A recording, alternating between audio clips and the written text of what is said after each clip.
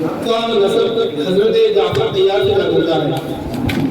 حضرت کی بہت بڑی شخصیت تھی جو معمولی درد کے عہدے سے ترقی کرتے ہوئے تقریباً منسٹر کے عہدے پر پہنچے، اور آج ان کی نسلوں میں جتنے بھی لوگ ہیں سارے کے سارے IAS افسر ہیں۔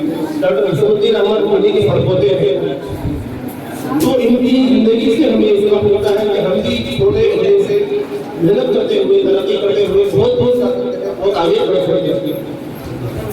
آپ نے 13 سے زیادہ کتابیں لکھی ہیں، جن میں چند کتابوں کی فہرست جو ہے مجموعہ کام و فنانس، عطیات آصفیہ، شیرازہ دفاتر، تاریخ النوائب، سیاق دکن، تاریخی کاشت، کھجور کی کاشت، کاشت انگور، غرائب الجمل، احویت الحمام وغیرہ۔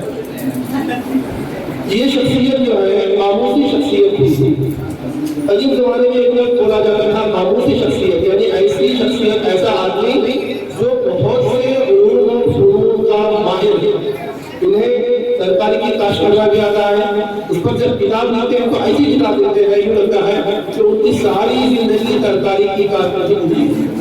پھر یہ کتاب نے لکھی ہے احویت الحمام، کبوتروں کو کس طرح پالا جائے۔ وہ کتاب پڑھتے ہیں تو لگتا ہے کہ گویا کے اس آدمی نے ساری زندگی کبوتروں کو پالنے، ان کو کھلانے پلانے، ان کے لیے کیا بیماریاں آتی ہیں ان کے لیے دوائیاں کو بھی دینا ہے، اس کے بارے میں اس سے ہی ساری زندگی لگا دی۔ ان کا سب سے بڑا کارنامہ ہے آصف اللغات، جو